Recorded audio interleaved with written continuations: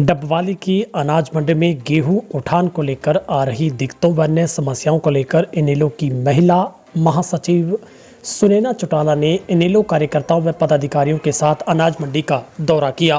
किसानों के साथ बातचीत की। इस दौरान सुनैना चौटाला ने सरकार व प्रशासन पर तंज भी कसा और चेतावनी दी कि अगर सरकार ने किसानों के साथ ज्यादती की या गेहूं उठाने में आ रही समस्याओं का निदान नहीं किया तो इनेलो प्रमुखता से इसका विरोध जताएगी। सुनैना चौटाला ने कहा कि किसानों को अनाज मंडी में कई प्रकार की दिक्कतें आ रही हैं, जिसे लेकर आज हमने अनाज मंडी का दौरा किया है।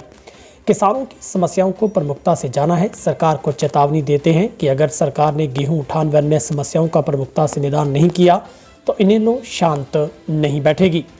डबवाली की अनाज मंडी में इनेलो महिला महासचिव सुनैना चौटाला ने किसानों, व्यापारियों, मजदूरों की समस्याओं को जाना और मार्केट कमेटी से मिलकर समाधान की जो की मांग रखी है। ब्यूरो रिपोर्ट, तेज हरियाणा, डबवाली।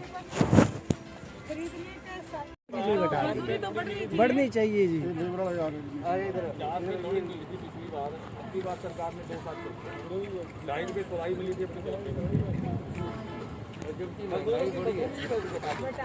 किसान को तो मारे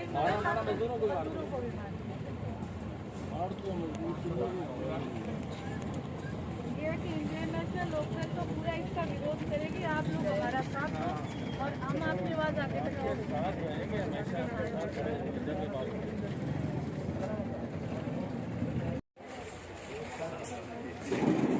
आगे क्या कर रहे हो? किल्ली है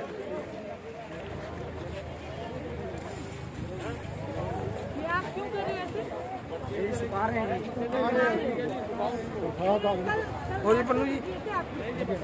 नहीं प्रसाद में साथ में तो वही तो कह रहे हैं। तो यहाँ पे थी, हाँ जी यहीं पे पड़ी थी, तो कोई बंदोबस्त तो नहीं है कि अगर किसान की अगर फसल यहाँ पे तो ये तो दोगली नीति होगी ना। अगर किसी और शहर में कटे हैं तो ये तो त्रिवेणी पे है, डबवाली में त्रिवेणी है। यहाँ पे सबसे पहले होना चाहिए। सीएम साहब को ये सबसे पहले सोचना चाहिए कि डबवाली के लिए तो सबसे पहले उनको ओपन करना चाहिए, अलाउड करना चाहिए। तो डबवाली 70% तो है ही पंजाब में ही। बिल्कुल बिल्कुल। और सबसे बड़ी बात, जब से देश आजाद हुआ है तब से वहाँ का किसान, पंजाब चाहे राजस्थान का किसान, डबवाली से जुड़ा हुआ है और सारी परचेजिंग वो डबवाली से करता है, रेवेन्यू डबवाली को जाता है सारा। तो उसका तो बेनिफिट डबवाली को मिलना चाहिए ना। डबवाली को। दूसरा वो किसान भी तो परेशान है। वो किसान सबसे ज्यादा परेशान है जी, क्यों उसका लिंक डबवाली के आड़ती के साथ है। हाँ जी, आज 80 साल हो गई किसान और व्यापारी का जो तालमेल जो है, तो उनको ये तो सोचना ही चाहिए ना जी। एक चीज विरोध पूरा किया जाए। हमें 5 साल हो गए विरोध करते हरियाणा में आप शुरुआत करोगे ना। 5 साल हो गए विरोध करते हुए जी, कोई सुनाई नहीं है। हम तो आखिर नारे लगा के थक गए जी। आपका मुद्दा उठाएंगे और इसका कोई ना अभी सेक्रेटरी साहब से बात हुई है, वो ऊपर बात कर रहे हैं कि डबवाली के लिए पंजाब के कूपन खोले जाएं, जो सीमांत क्षेत्र है उनके कूपन खोले जाएं। अब आप ये बताइए, किसान का तो फसल आई खड़ी है, ये बात जुड़ा हुआ सिस्टम है, वहीं से चलता है सिस्टम। उसी पॉइंट पे आ रही हूँ कि इनको दवाई पानी का मतलब मेहनत का काम है जी। ऊपर से एक थोड़ा पानी तो क्या कहते हैं,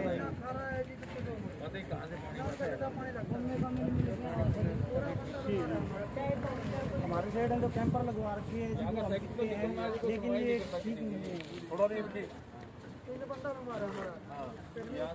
फैक्ट्री निकम्मा है जी, कोई सुनवाई नहीं करता किसी मजदूर की या किसी आदमी की। पेट में दर्द है, मजदूर भैया का इलाज कर, मजदूरी घटा दी हमारी जी, मजदूरी घटा दीजिए। अगली लॉकडाउन में सही रेट मिला था, मजदूरी पहले कम कर दी, मजदूरी घटा दी हमारी। पानी पीने का अच्छा पानी नहीं आता है।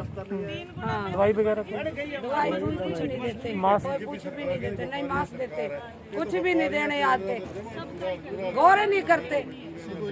हाँ, कोई ख्याल ही नहीं करता गरीबों आदमी का।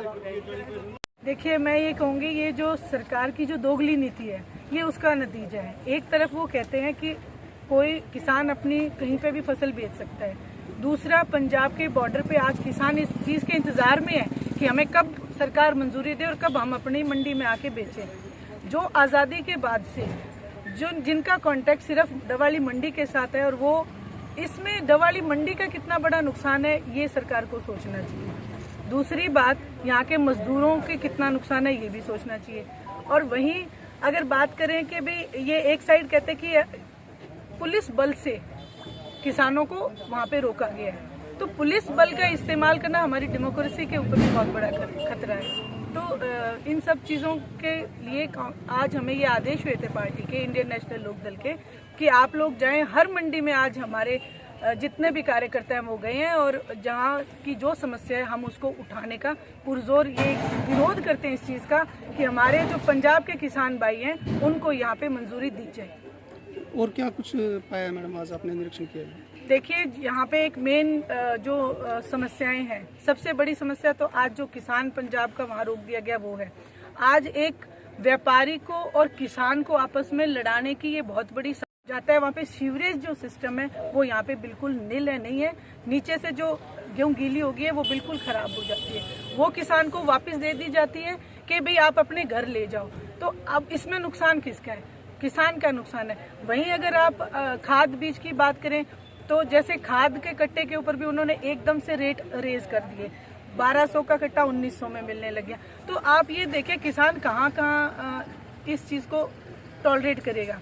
अभी जो है ये कहते हैं कि भुगतान जो है इसका पैसा आ जाएगा, किसान की अगली फसल उसको बीजनी है, लेकिन खाते में अभी तक पैसे नहीं आए हैं। यहाँ पे पता चला है, जैसे सीताराम जी और ये बता रहे थे, कौन सी डेट को आया था लास्ट जो पैसा? 12 तारीख तक आया। उसके बाद कोई अभी तक किसानों के जो फसल बिके उसका पैसा भी नहीं आया। मैम, INLD किस तरीके से आप आगे की रणनीति रहेगी? आप कैसे मुद्दों को उठाएंगे? क्या आप उस देखिए, इंडियन नेशनल लोकदल जो है मेन पार्टी ही किसानों की है। दूसरी जो आदरणीय स्वर्गीय चौधरी देवीलाल जी थे, उन्होंने किसानों के लिए बहुत सारे जो मुद्दे उनके थे कि जैसे उनको आज़ादी दिलाई और उनके जो कर माफ़ करें, उसी पैटर्न पे हम लोग, जैसे अभय सिंह चौटाला ने किसानों के लिए इस्तीफा दिया है और आज भी वो इसमें प्रयासरत हैं। आज भी हमें आदेश हैं कि आप जाएं और मंडियों में जो भी ये जो अनदेखी हो रही है किसानों की, जो यहाँ पे जो अव्यवस्था है उसके ऊपर हम आवाज़ उठाएंगे। और ये आवाज़ हम पुरजोर तरीके से हमारे व्यापारी भाई, किसान भाई और जो हमारे मजदूर भाई हैं उन सबको साथ लेके और उनसे सबसे पूछ के ही हम उनको उनकी एक आवाज़ को ऊपर तक लेके जाएंगे। और ये गूंगी बहरी सरकार है, ये जितना जल्दी सुन ले उसके लिए इतना ही फायदेमंद है।